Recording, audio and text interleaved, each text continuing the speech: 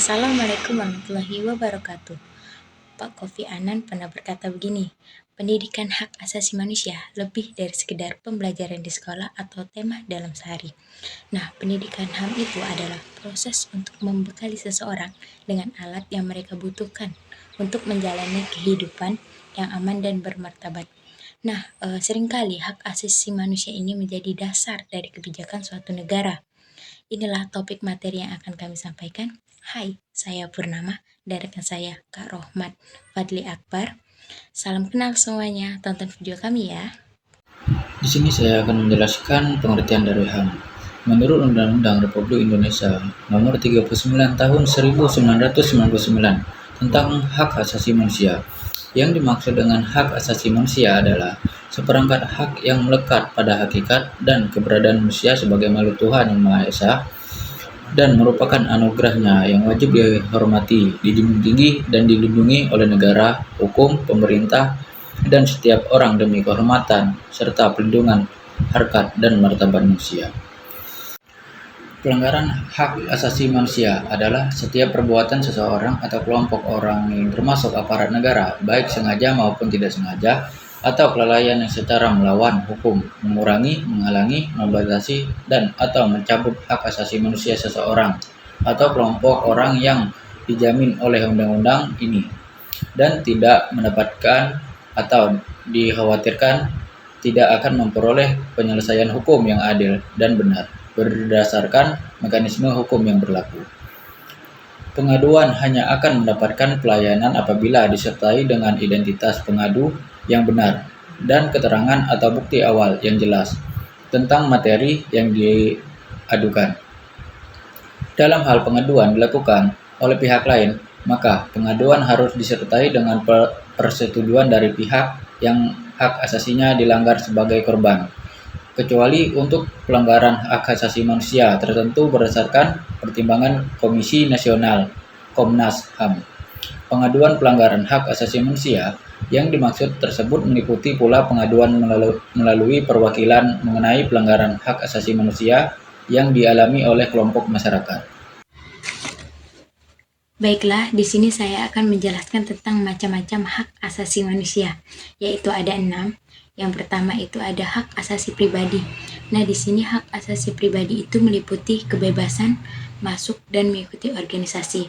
Yang kedua itu ada kebebasan mengeluarkan pendapat. Nah, yang ketiga itu ada kebebasan untuk memilih dan memeluk agama kepercayaan masing-masing. Yang kedua itu ada hak asasi politik. Nah, di sini hak asasi politik itu meliputi hak menjadi warga negara. Yang kedua itu hak untuk memilih dan dipilih. Yang ketiga itu ada hak untuk masuk dan mengikuti partai politik.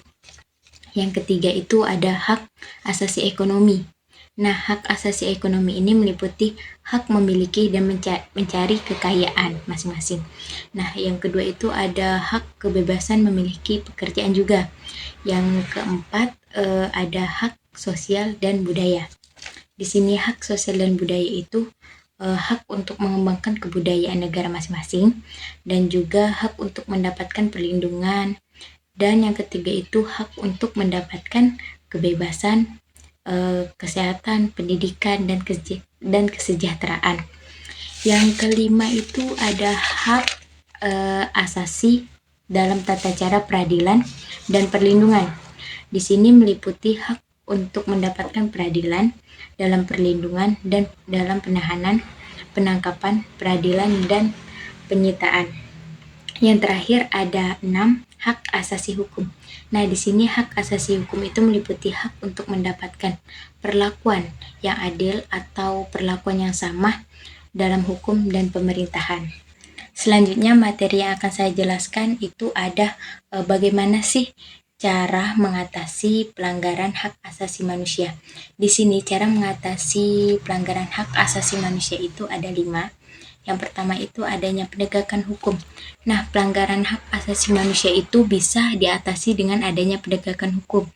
Di sini tidak adanya perlakuan yang berbeda antara kelompok dengan kelompok lainnya dan juga individu dengan individu lainnya. Yang kedua itu adanya meningkatkan kualitas pelayanan publik. Di sini dengan peningkatan kualitas pelayanan publik yang baik, maka warga itu merasa terlayani dengan baik. Nah, dan juga hal ini membuat warga itu merasa bahwa haknya itu terpenuhi dan terciptanya kedamaian di dalam masyarakat tersebut. Nah, yang ketiga itu adanya pengawasan dari masyarakat. Masyarakat di sini mempunyai peran yang penting di dalam pelanggaran hak asasi manusia. Di sini masyarakat itu berperan untuk memastikan bahwa pemerintahan itu bertindak atau sejalan dan sesuai dengan prinsip-prinsip HAM. Nah, selanjutnya masyarakat itu juga wajib melaporkan tindakan atau pelanggaran hak asasi manusia itu ke lembaga yang bertanggung jawab atas pelanggaran tersebut. Yang keempat itu ada menyebarluaskan pendidikan hak asasi manusia. Di sini menyebarluaskan pendidikan hak asasi manusia itu dengan memberikan pemahaman tentang prinsip-prinsip hak asasi manusia melalui pendidikan formal maupun pendidikan non-formal. Nah, yang kelima, yang terakhir itu ada kerjasama antar kelompok. Nah, di sini kerjasama itu diperlukan untuk mempromosikan perdamaian, toleransi, dan juga penghargaan terhadap hak asasi manusia tersebut. Baiklah, itu saja materi yang dapat saya jelaskan. Terima kasih.